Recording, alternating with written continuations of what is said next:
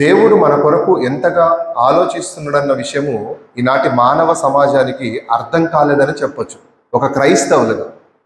ఎందుకంటే దేవుడు మనల్ని ప్రేమిస్తున్నాడా, దేవుడు మనల్ని ఇష్టపడుతున్నాడా, ఉదయం నుంచి రాత్రి వరకు మనం పడుకునేంత వరకు మన పైన ఇచ్చ కలిగి దేవుడు ఉన్నాడా అని అంటే మనిషికి అర్థం కాదు. ఎందుకు అర్థం కాదంటే దేవుడు కనిపించట్లేడుగా మనకి. దేవుడు స్వరం మనం వినలేకపోతున్నాం కదా. మన కంటి ముందు ఉన్న మనుషులు మనకి వాళ్ళు చేస్తున్న ఆ పనులను బట్టి వాళ్ళని మనం గుర్తిస్తాం. కానీ దేవుడు నిన్ను ప్రేమిస్తున్నాడు, ఇష్టపడుతున్నాడని ఎలా తెలుస్తుందంటే మన చేతిలో ఉన్న ఈ 66 పుస్తకాలు కలిగిన గ్రంథం చదివినప్పుడు ఆయన మనసు మనకు అర్థమవుద్ది అనమాట. ఎందుకంటే ఈ ఆది కాండము నుంచి ప్రకటన గ్రంథం దాకా ఉన్న ప్రతి విషయము తన మనసులో ఉన్న వేదన, తన మనసులో ఉన్న బాధ మనకు అర్థం కావాలని, మనం నేర్చుకోవాలని ఎప్పుడో దీన్ని రాపిచ్చి మన చేతికి తీసుకొచ్చి ఇచ్చాడు. కానీ ఈరోజు మానవ సమాజము దీన్ని ఇష్టపడట్లేదు, దీన్ని అంగీకరించట్లేదు. అంగీకరించిన క్రైస్తవులు కూడా వీటిలో ఉన్న వాస్తవాలను తెలుసుకోలేకపోతున్నారు. కానీ దేవుడు మన పైన ఎంత ప్రేమ పెట్టుకున్నాడో ఒక్క వచనాన్ని నేను చూపిస్తే చూడండి. యెషయా 46వ అధ్యాయము 3వ వచనము 2వ లైన్ నుంచి చదవండి. 3వ వచనము 2వ లైన్ నుంచి మీరు ఒకసారి చదవండి. గర్భమున పుట్టినది మొదలుకొని అని ఉంటుంది చూడండి. చూడండి, చాలా జాగ్రత్తగా వినండి. బైబుల్స్ లేని వాళ్ళు ఇక్కడ స్క్రీన్ మీద చూడండి. గర్భమున పుట్టినది మొదలుకొని అంటున్నాడు. అంటే మనం గర్భములో పుట్టినది మొదలుకొని, మనందరము, నేను మీరు గర్భములో పుట్టినది మొదలుకొని నా చేత భరింపబడిన వారులారా, తల్లి ఒడిలో కూర్చున్నది మొదలుకొని నేను చంకబెట్టుకొని వారులారా నా మాట ఆలకించుడే అని అంటున్నాడు. అంటే దేవుని మనసుది, దేవుని ఆవేదన. దేవుడు తన వ్యక్తపరుస్తున్నాడు తన హృదయంలో ఉన్న ఆలోచనని. ఏమంటున్నాడు? తల్లి గర్భములో పడక మునిపే మీరు నాకు తెలుసు. తల్లి గర్భములో మీరు 9 నెలలు ఉన్నారు కదా, అప్పుడు నేనే మిమ్మల్ని కాపాడింది. తల్లి గర్భములో ఉమ్మ నీరులో మిమ్మల్ని అంత సేఫ్గా ఉంచింది నేనే. తల్లి గర్భము నుంచి బయటికి వచ్చినాక మిమ్మల్ని ఎత్తుకున్నదా ఏమంటున్నాడు అక్కడ? చంకన పెట్టుకున్నాడంటండి.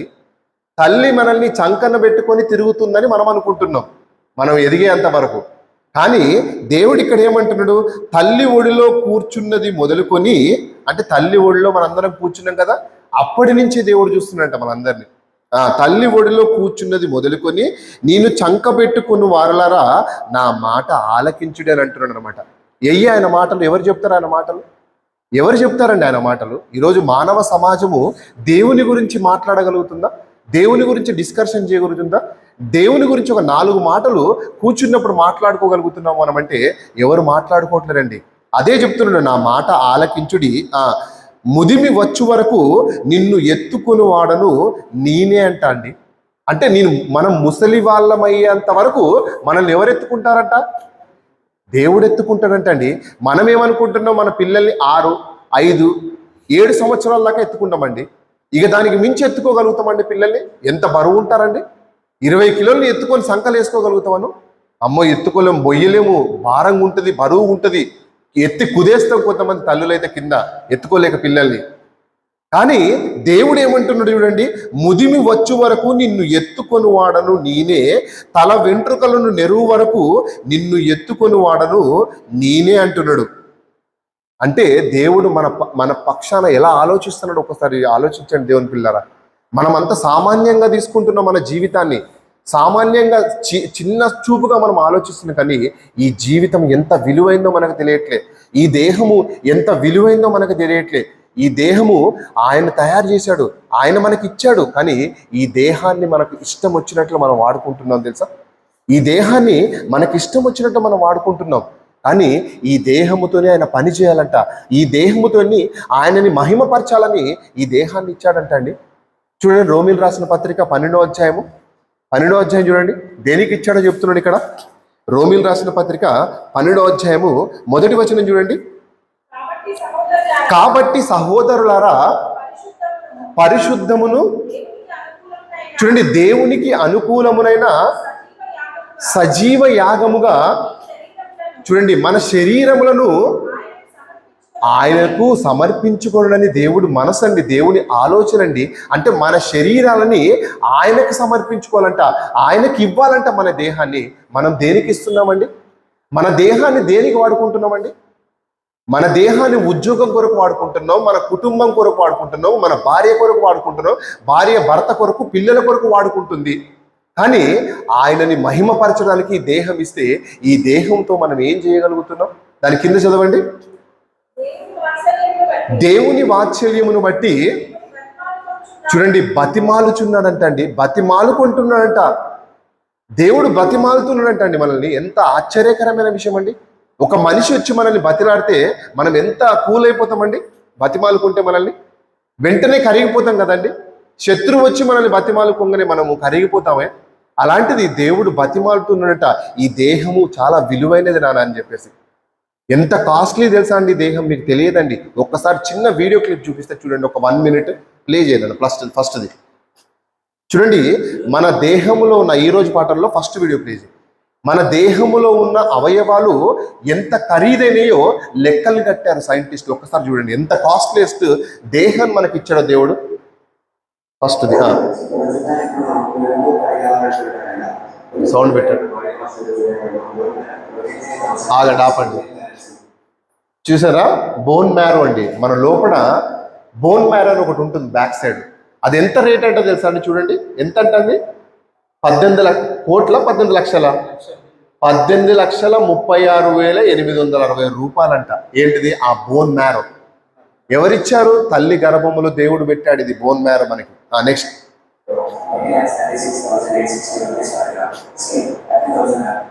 చూసారా? మన దేహం మీదున్న స్కిన్ ఎంతంట? 24 లక్షలంట. కొనుక్కోగలుగుతారా అండి మీరు? ఫ్రీగా వచ్చిందా మనకి? కొనుక్కోలేమండి. ఫ్రీగా వచ్చింది కాబట్టి మనం ఇష్టం వచ్చినట్టు మన స్కిన్తో మనం ఆడుకుంటున్నాం. 24 లక్షలంట అండి మన దేహం మీరున్న స్కిన్. తర్వాత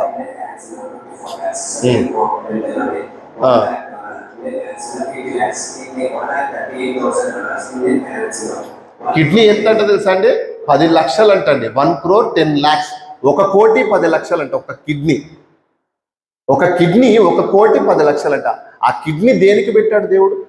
ఇష్టం వచ్చినట్టు ఏది పడితే తాగుతుంటారు చాలా మంది తెలియక. దాని విలువ తెలుసుంటే మనిషి అలా చేయడండి. దాని వాల్యూ తెలిస్తే మనిషి అలా చేయడు. అంటే అంత విలువైన వస్తువులు, అంత విలువైన సంపద మన దేహంలో ఉందంటండి. మనం కొనుక్కుంటే వచ్చేవి కాదంట. మన జీవితకాలం అంతా కష్టపడి సంపాదించిన డబ్బుతోని ఒక్క అవయవాన్ని కూడా కొనుక్కోలేమంట. 1 కోటి 10 లక్షలు అంటండి. ఎప్పుడు వస్తుందండి? ఒక మనిషి 40 సంవత్సరాలు డ్యూటీ చేస్తే 30 లక్షలు వస్తుంది రిటైర్డ్ అయినాక. ఏం కొనుక్కుంటాడు? 30 సంవత్సరాలు కష్టపడి ఉద్యోగం చేస్తే వాడు 40 లక్షలు ఇస్తాడు రిటైర్డ్ అయినాక. నెక్స్ట్ ఏంటిదంటే లివర్ చూడండి అండి ఎంతనో. 1 కోటి 25 లక్షలంట లివర్. మన ఒంట్లో ఉన్న లివరు 1 కోటి 25 లక్షలంట. నెక్స్ట్ బోని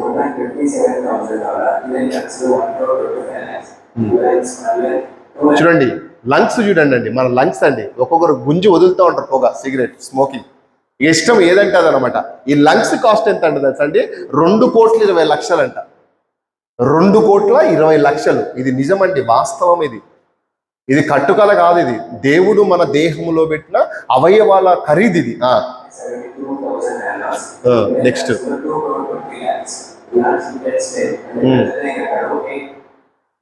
చూడండి లోపల ఏంటిది? ఇది పెద్ద పేగ అండి. 64 కోట్లు అంట అండి. మనం ఆహారం తిన్న తర్వాత ఈ ఆహారం శరీరంలోకి వెళ్ళిపోయి దాన్ని జీర్ణ వ్యవస్థ అంటారు. దీన్ని ఈ జీర్ణ వ్యవస్థ సంచి అంతా 64 కోట్లు అంట అండి. కొనగలుగుతారండి వాడు అసలు పోతే. జీర్ణ వ్యవస్థ అండి. మనం తినడం ఒకటే తెలుసు, కంచాలు లేపడమే తెలుసు. కోళ్ళు మేకలు తినేస్తాం. తిన్న తర్వాత అది లోపలికి వెళ్ళినాక జీర్ణం ఎలాగవుతుందండి? ఎన్ని సంవత్సరాల నుంచి మన జీర్ణ వ్యవస్థ పనిచేస్తుంది తెలుసా అండి? నాకు ఇప్పుడు దగ్గర 40 సంవత్సరాలు అండి. 40 years నా జీర్ణ వ్యవస్థ పనిచేస్తుంది. అంటే నేను ఒక 6-7 సంవత్సరాల నుంచి ఆహారం తినడం మొదలు పెట్టాను. అంటే ఒక 30 years నుంచి 35 years నుంచి నా జీర్ణ వ్యవస్థ పనిచేస్తుంది. ఏం లేదు, రిపేర్ లేదు ఇంత మట్టికి. మీది కూడా రిపేర్ లేదు. పెద్ద వయసులో పెద్దవాళ్ళు కూడా ఉన్నారు ఇందులో. అంటే ఇన్ని 50 సంవత్సరాల నుంచి నీ జీర్ణ వ్యవస్థ పనిచేస్తుందా? 64 కోట్లు పెట్టి తయారు చేశాడు దేవుడు. అంటే మానవులు వేసిన క్యాలిక్యులేషన్ ఇది. అంటే అంత విలువైనదంట అండి మన దేహం. అంత కాస్ట్ 64 కోట్లు అంటే మాట్లాడండి ఏంటిదండి. ప్లే చేయండి.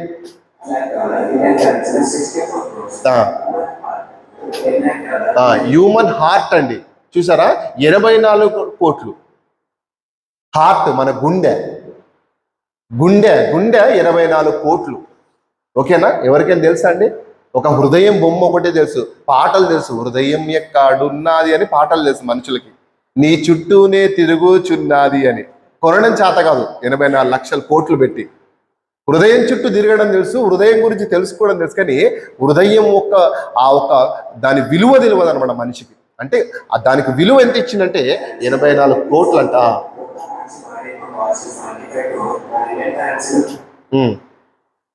359 కోట్లు అంట అండి మొత్తం.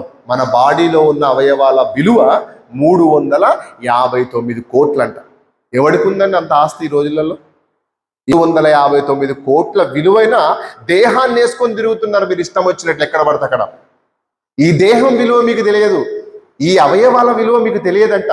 ఈ దేహం విలువ 359 కోట్లంట. ఎవరు చెప్పారు? దేవుడు చెబుతున్నాడు అండి. అందుకే చెప్తున్నాడు, అక్కడ రాస్తున్నాడు. ఎవరి కొరకు ఇచ్చిందంట ఈ దేహాన్ని?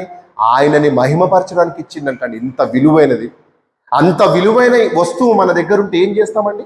ఎంత జాగ్రత్తగా కాపాడుతుంది దాన్ని.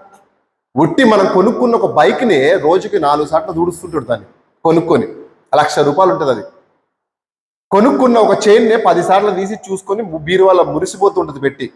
ఒక కొత్త చీర 5,000 పెట్టుకుంటే ఒకసారి పండగ ఒకసారి వేసుకుని ఊక బీరువా తీసి చూస్తుంటుంది ఉందో లేదో బీరువాలని. కానీ 359 కోట్ల ఖరీదైన దేహాన్ని మనకి ఇచ్చిందన్నాడు దేవుడు.